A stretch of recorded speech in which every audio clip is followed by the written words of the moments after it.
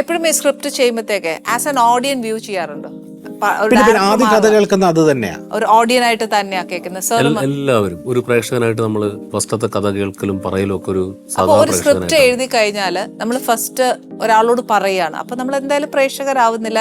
അതിനുള്ള corrections first ആരോടാ നമ്മൾ ചോദിക്കുന്നത്? ഡയറക്ടറോടാണ്, അല്ല പേഴ്സണലി? ഞാനിപ്പം വൈശാഖിന്റെ അടുത്ത് ഇപ്പം ടർബോന്റെ കഥ പറയുമ്പം ആദ്യത്തെ ഓഡിയൻ ഇദ്ദേഹമാണ്. വൈശാഖിനത് കേൾക്കുന്നു, ഫസ്റ്റ് ഓഡിയൻ്റെത് ഓക്കെ ആവുന്നു. പിന്നെ നമ്മളൊരു ഫസ്റ്റ് ഡ്രാഫ്റ്റ് കഴിഞ്ഞിട്ട് നമ്മൾ നമ്മുടെ ഈ പറഞ്ഞ വേണ്ടപ്പെട്ട ചില സുഹൃത്തുക്കൾക്ക് വായിക്കാൻ കൊടുക്കുന്നു, അവരുടെ കറക്ഷൻസ് എടുക്കുന്നു, സജഷൻസ് എടുക്കുന്നു, നല്ലതാണെന്ന് തോന്നുന്ന സാധനങ്ങൾ നമ്മൾ റീവർക്ക് ചെയ്യുന്നു. അങ്ങനെ പോകുന്നൊരു പ്രോസസ്സാണ് ഇപ്പോൾ സിനിമയിൽ മൊത്തം. ഇപ്പം ഞാൻ എൻ്റെ കുറേ സുഹൃത്തുക്കൾക്ക് എൻ്റെ സ്ക്രിപ്റ്റുകൾ വായിക്കാൻ കൊടുക്കാറുണ്ട്, വെറുതെ ഒരു റീഡറുടെ അഭിപ്രായം അറിയാൻ വേണ്ടിയിട്ട്. ഇപ്പോൾ സിനിമയിൽ ഒരുപാട് പേര് അങ്ങനെ ചെയ്യാറുണ്ട്. മിഥു ചെയ്ത സ്ക്രിപ്റ്റിലും അല്ലെങ്കിൽ ഡയറക്ട് ചെയ്ത പടത്തിലും ഏതായിരുന്നു ഏറ്റവും ഇഷ്ടമുള്ള ഒരു ക്യാരക്ടർ? അങ്ങനെ ചോദിച്ചാൽ പെട്ടുപോകും. എനിക്ക് ഏറ്റവും ഇഷ്ടപ്പെട്ട സിനിമ ആൻമരിയാണ്. ആൻമരി. ഓക്കെ. സോ വൈശാഖിന്? പല സ്റ്റാർസിന്റെ പടം ചെയ്യുന്ന ആളാ, എല്ലാം വലിയ വലിയ സ്റ്റാർസാ. ഇനി ഞാൻ ഒരാളുടെ പേര് പറഞ്ഞിട്ട് വേണം അടുത്ത ആൾക്കാരെല്ലാം കൂടെ എന്നെ കൊല്ലാൻ വേണ്ടിട്ട്. എനിക്ക് എല്ലാ ആ ക്യാരക്ടർ ചെയ്ത് ഒരു ആർട്ടിസ്റ്റ് ആയിരിക്കില്ലേ? അല്ല, നമുക്ക് അറിയത്തില്ലേ നമ്മുടെ ഇഷ്ടമുള്ള, നമ്മളോട് നെഞ്ചോട് ചേർത്ത് വെക്കാൻ ഒരു ക്യാരക്ടർ, നമ്മുടെ ഓമനത്വം ഉള്ള ഒരു ക്യാരക്ടർ ഉണ്ടാവും. ഓഫ് കോഴ്സ് വിശുദ്ധനിലായിരിക്കും. അത് ഞാൻ എഴുതിയതല്ല, അതുകൊണ്ടാണ്. എഴുതിയതാണ്, അതുകൊണ്ടാണ് ഞാൻ ചോദിക്കാൻ പോയാ. അത് കഴിഞ്ഞിട്ട് പിന്നെ എന്നാ എഴുതാത്തെ? ഞാനിങ്ങനെ കൃത്യമായിട്ട് അങ്ങനെ ഒരു സിനിമ എന്നുള്ളതല്ല, എനിക്ക് ഇങ്ങനെ ആഗ്രഹമുണ്ട്. ഒരു കുറച്ചു കാലം കഴിഞ്ഞിട്ട് സീരിയസ് സിനിമകളെ ഇഷ്ടപ്പെടുന്ന കുറച്ച് നാൾ കഴിഞ്ഞിട്ട് എനിക്ക് അങ്ങനെ എഴുതി സിനിമ ഡയറക്റ്റ് ചെയ്യണം. പക്ഷെ അങ്ങനെ കുറച്ചും കൂടെ കംഫർട്ട് ആയിട്ടുള്ളൂ. ഇപ്പൊ ഫസ്റ്റ് മിഥുൻ ഇതിലേക്ക് എങ്ങനെയാ വന്നേ? ഞാൻ വന്ന കഥ സിനിമ ആഗ്രഹമുണ്ട്, ദുബായിലായിരുന്നു.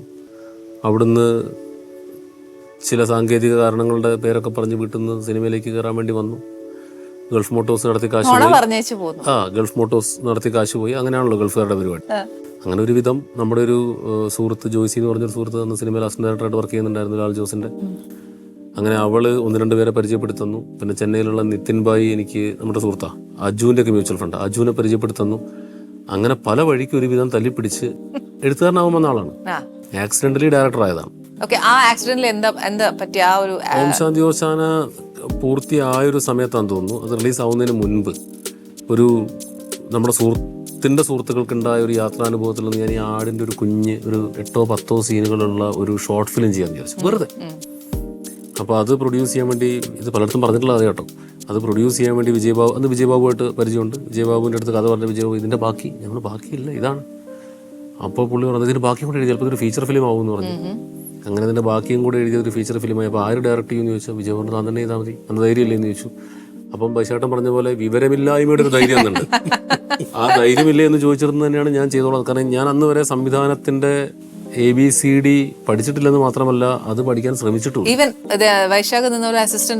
ഒന്നും ചെയ്തില്ല. Straight away റൈറ്ററായിട്ട് കയറിയായിരുന്നു. വംശാന്തി വശാണ് ലൊക്കേഷനിൽ കുറച്ചു നേരം ചുറ്റിപ്പറ്റി നിന്നു. അന്ന് നമുക്ക് സംവിധാനത്തിന് താല്പര്യമില്ലാതെ ഇടയ്ക്ക് മോണിറ്ററിൽ പോയി നോക്കും. ഇപ്പൊ ചൂടെടുക്കുന്ന നല്ലതാണോ മോശമാണോ എന്ന് എനിക്ക് പറയാൻ പോലും അറിയത്തില്ല. കാരണം നമുക്ക് ടെക്നിക്കൽസ് അറിയില്ലല്ലോ. ഉള്ള സമയത്തോടെ റോണക്സ് ഒക്കെ ആയിട്ട് മേക്കപ്പിനോട് വർത്താനം പറഞ്ഞ് നിൽക്കലായിരുന്നു എൻ്റെ പരിപാടി.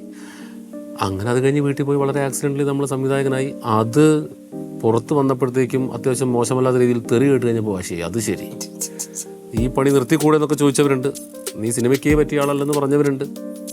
ആ വാശിപ്പുറത്താണ് പിന്നെ സംവിധാനം തുടരുന്നത്. ഒരു വാശിയായി, അതൊരു വാശി. അവനങ്ങനെ തെറി കേട്ട ഒരു സൈക്കോ മൂഡ് വർക്കാവും, പിന്നെ ഒരു ഒറ്റപ്പെടുത്തുക. അതിൽ നിന്നാണ് പിന്നെ സംവിധായകനായിട്ട് കുറച്ചു കാലം തുടർന്നത്. വൈശാഖ് ശരിക്കും ജോണി ആൻഡ്രി സാറിൻ്റെ കൂടെ നിന്നു, ജോഷി സാറിൻ്റെ കൂടെ നിന്ന്. അതിന്റെ ഒരു മിക്സ് വൈശാഖിന്റെ ഔട്ട്പുട്ടിൽ വരുന്നുണ്ടോ? ഒരു സ്ഥലത്ത് ഹ്യൂമറും ഒരു സ്ഥലത്ത് ഡ്രാമയായിരുന്നു മെയിൻ ഫ്ലേവർ. അത് മിക്സ് ചെയ്ത ഞാൻ സിനിമ ചെയ്യുന്ന എപ്പോഴും. എന്റെ പടത്തിൽ രണ്ടും ഉണ്ടാവും, ഹ്യൂമറും ഉണ്ടാവും. അത് നല്ല കാര്യമല്ലേ അല്ലേ? ശരിക്കും നമുക്ക് അവരിൽ നിന്ന് കുറെ കാര്യങ്ങൾ, ഇപ്പം ഈ സീക്രട്ട് ആയിട്ട് എന്നതേലും ഇവരിൽ നിന്ന് പഠിച്ചിട്ടുണ്ട്. ഇവരുടെ എന്താണ് ഇവരുടെ ഒരു കീ? പറയാൻ പാടില്ല.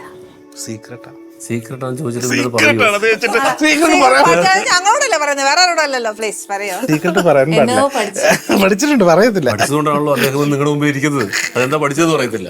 പറയാൻ പാടില്ല അല്ലേ? പോകുന്നതിന് മുമ്പ് പറഞ്ഞു. അപ്പൊ എന്തോ ഉണ്ട്. അപ്പൊ ആ സക്സസ് അറിയാൻ വേണ്ടിയിട്ട് ഞാനൊന്ന് ഭക്ഷണം വിളമ്പട്ടെ.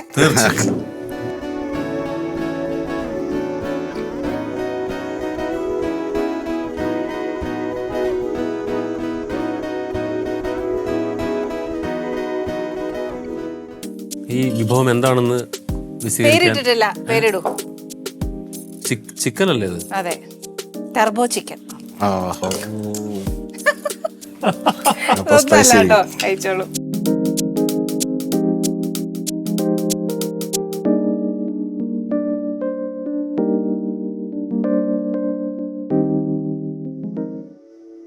ഫ്രൂട്ട്സ് ഇത് കഴിക്കാമോ? കഴിക്കുന്ന ആചാരം ഉണ്ടോ?